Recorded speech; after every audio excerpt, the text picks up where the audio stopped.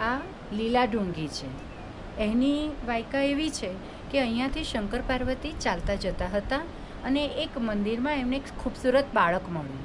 એમણે બાળકને લીધું અને અલકનંદા નદીના પેટમાં મૂક્યું અને સ્નાન કરવા ગયા. સ્નાન કરીને આવ્યા તો મંદિર લોક હતું. એમણે બહુ પ્રયત્ન કર્યો પણ મંદિર ખુલ્યું નહીં.